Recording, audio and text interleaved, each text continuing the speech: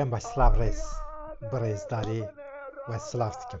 Werin em vê vîdeoya hanê da behsa dengbêjiyên Kurd, şairê Kurd a dengbêj Reso bikin.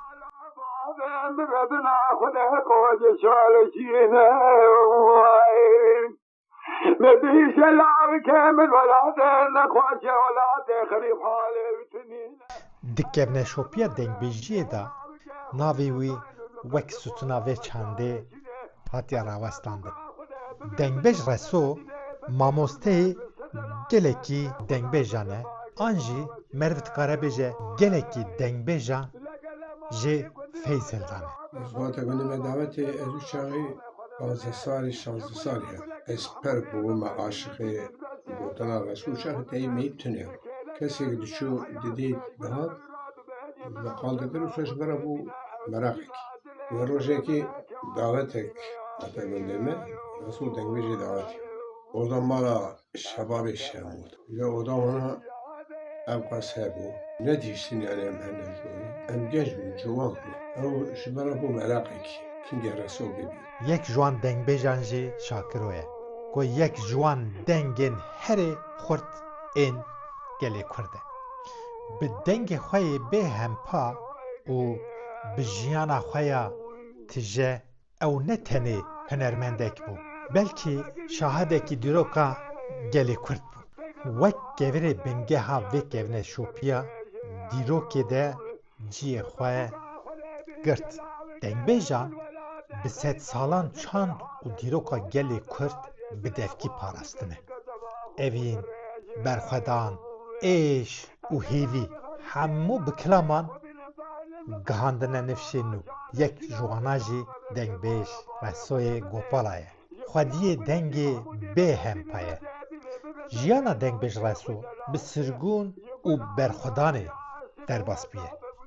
Lê her dem di serbilindî da maye. Di nav gel da bi navekî cuda hatiye naskir. Resoyê Gopala, an jî Resoyê Mihacir, an jî Resoyê Qilîwelo.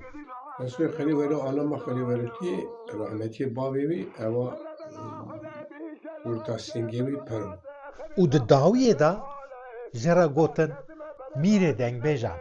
Malbata dengbêj Reso di sala 1877 an jî 78 da dema ku şerê not sisêya diherikî naçarman koçber bûn.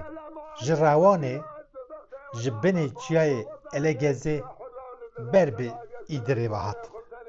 Di sala 1902 da dengbêj Reso hate dinyayê. Şert û mercên dûî demê da şert mercên dijwar da rê neda ku ew bixwîne bibe xwendevan an jî binivîsîne. Nivîsandinê hîn be. Lê jiyana dengbêj Reso dibistana wî bû. Di gundê Gopalan da di navçeya Qereçoban jiyana wî hate guhartin. Di zarokatî û ciwaniyê da ji bo malbata xwe gelekî xebitî. Hevnasîna wî bi dengbêj Sînora çêbû. Sîno dengbêjekî navûdeng û şert û mercê xwe bû. Dest bi dengbêjiyê kir piştê nasîna Sîno. Gund bi gund û di dîwanên biçûk da dest gotinên kulaman kir dengbêj Reso. Navê wî hêdî hêdî li herêmê belav bû. Di dûra li Mûşê bi dengbêjê navdar, dengbêjê navûdeng, dengbêj Ferzê ra nasîna wî çêbû. û binê bandora dengbêj Ferzê da ma bû şagirtê wî bi îlhama Evdalê Zeynîkê deng û şêwaza xwe ava kir. Ji wê demê şûnda Reso bû dengbêjekî navdar, herkes nas dikir. Lê jiyana wî tenê huner nebû. Ew di nav bûyerên siyasiyê di wê demê da cî girt. Di sala 1930 da salixê ku salixdar dane tev li serhildana agiriyê bû. Ew serhildana dibin serokatiya İhsan Nuri Paşa da hate meşandin. Piştê ku serhildan bi awayekî xûnê hate tepeserkirin, Dengbêj Reso naçar ma ji welatê xwe derket, welat hîşt û çû binê xetê, yani Sûriye. Lê dengê wê qet qut nebû. Kilamên wî bûn dengê berxwedanê. Dedît ew kulama wî yê ku herê tê zanîn. Kulama wî yê weylo weylo. Kelama mala Şar Hüseyin'e.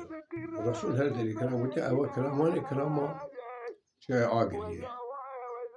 Arayazi. Pişi serildana Seyda u Beraza Resul navi hate fendini yani hükümet hate fendini. Resul derbazı Suriye şu mala hacı. Çû binê xetê. Binê xetê çû mala hacı. Ev kelam şu zaten hem jalur şi got. Resul merveki yani zat ev bu. Hem şeyh bu edkarın bejin hem melav bu hem köylü bu hem efendi bu hem ağa bu yani Resul merveki bu sahibi. Henek mesela tey Dengbêj bu ev Resul tişiyor sor bari tane bu meşekil kuda ser çok kahve. Dikar bu hatta böyle zarur gir haber. Ya tavuk tecrübe çektir. Yani ha şu payı var defik. Duî kulamê da ew şer û hêviya gelê xwe di anî ziman û ji ber ku belgeyên nivîskî tune bûn, kêm bûn, dengê wî bû dîroka zindî. Piştê ku vegerandina welat, nav û dengê wî zêdetir belav bûye û hatiye nasî. Gund bi gund, bajar bi bajar ji bo şevbêrkan gazî wî dikirin heta sibê kilam dibin.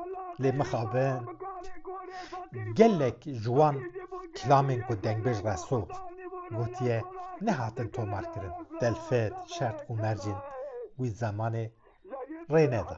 Piştê salan Dengbêj Şakiro ku navê wî jî bi şahê Dengbêjan tê zanebûn, ji dengê wî bandor girt û bû şagirtê wî. Salixê ku salix didin, di hebqasetê Dengbêj Reso di cêva Dengbêj Şakir da bû. Di dilê nifşekî de jiyan kir û di hunera dengbêjiyê de şopên mezin hîşt. Dengbêj Reso. Di sala 1976 da Reso koçê Manîsayê Egeyê, Gol Marmarayê kir. Li wir mala ku tê da disekinî di baxçê malê da bi hesreta welatê xwe destê xwe da bergoyê xwe kulamekî dilşewar got. Dengî wî çû cînarê wî yê Tirk. Lê mixabin zimanê wî fehm nedikirin, Tirk bûn. Di nav wan da yekê kal got çi dengekî xweş dilê merfat şêrna xwezî me fehm bikira. û ew jî êşek din bû li ser êşa Dengbêj Reso. Piştê 4 salan car dinê vegeriya welatê xwe. Li gundê Pagê jiyana xwe domand. Herçi qas temenê wî mezin bû jî lê qet ji hunera xwe dûr nekir. Di sala 1983 da Dengbêj Reso mala minê ji nişkeva nexweş ket. û ji bo pakbûnê Şêxiyas Emre Xwedê rehma xwe li wan ke bire Enqerê. Sed gorayî li wir di heştê yeksaliya xwe da koça xwe ya dawî kir. Çû ser dirovaniya xwe, heza rehmel gora bi Reso be. Şêxiyas Emre cinazê Dengbêj Reso şairê Kurda Anî Mûşê li gundê Pagê hate veşartin. Dengî wî wek bilbil hîn jî di nav gel da tê guhdar kirin. Kilamên wî ji nifşê nû re bû çavkanî û dengî wî hîn jî di dilê gel da cî digire. Dengbêj Reso ne tenê dengbêj bû, ew çîrokbêj jî bû. Destanên mezin, destanên Kurdî ên wekê Memê, Alan, Siyabend û Xecê bi dengê xwe yê taybet ji vatê ra cimetê ra digot. Herçi qas gelek berhemên wî nehatin tomarkirin jî, kilamên wî hîn jî di nav gel de tê guhdar kirin. gelek kiramê wî yên navûdeng hene Fenanê Sincalê Talo, Nêçîrvano, Mîrbek, Hawerxwedê, Weylo Weylo. Dengê Reso dengê dîrokê ye, dengê gelê Kurd e. Ger çi qas jî dengbêj Reso bi me re nebe jî, wê dengê wî heta dinya ava be wê were guhdar kir. Di huzura we de ez cardinê dibêm hezar rehme li gora wan dengbêjin me yê ku çûne ser dilovaniya xwe bimeranînin li gora wan be. Ciyê wan bihişta baxî be. Hûn jî ku ev vîdeo hanî temaşe kir, rehmet li dengbêja bînin. Wala ji bona gel ew dengbêjê berê tabî ten merin Xwedê hezar rehmet wanê çûyî bike. Dengbêjê niha jî ez dixwazim yani ew tiştekî zav girîng e, gerek neyê wenda kirinê. Yani her kesekê diya xwe de hîn nebiye. Herkes ku kêfa wî jera bê bixwaze bibe dengbêj, yani biraz ser bisekine bibe dengbêj. Pêş bikeve. Ez silavê gel mi gel dikim. Ez dixwazim ku gel van dengbêjê ku dixwazin ev tişt wenda nebe ege gel bixwaze ku ev dengbêjî neyê wenda kirinê bira alîkariya dengbêj ve bikin. Rûpela ku anha ser me temaşe dikin jî bira biecibînin. Kî ecibandiye, kî neecibandiye. Divê ji Bêrûtê berjê Şamê birîn Kûrê nagire kame. Zarok dibêje ez ne şêxim ne melame. Ez bi dengbêjî hatim naskirinê ozanê Kurda me. Lê welber çavan me. Hevalê min tev mirên Reso, Şakiro, Hüseyno, Mihemedê Caşa, Hacı Evkerîm, Melek İsmaîlê Xaşiya, ji wana ez bi tenê mame. Xwedê hezar rehmet li wan ke û Xwedê alîkarê te û hestê te û devê te û kirinê te û yûruma te be jî. Ez gelek silavê gelim ji bütûnê gelê Kurd re dişînim. Ez dixwazim ku li wan bibine Xwedî. Eger bixwazin ku dengbêjî pêş bikeve nemire, me çawa ji binê erdê derxist me nêş tiştê ewan be şert me derxist, ewan be şert me derxist. Em dixwazin ku îro jî wisa bibe. Roja xweş roja gel be û roja te be her tu hebî, her hûn hebe, her hûn hebe. Gel hevala ji kerema xwe re bibin endamê rûpela me, yani abone. Vîdeoyê me jî biecibînin. Didê ew beğen dibêje ya beğen bikin. û şîrove jî bikin. Hûn dikarin fikr û ramanên xwe di binî vîdeoda ji me re jî bişînin. Hetanê bernamekî dinê di nav xêr û xweşiyê de bin. Her tişt gordilê we be. Hêvîdarim parvekirinê me gordilê we ye. Kerema xwe re ji me re jî dea bikin.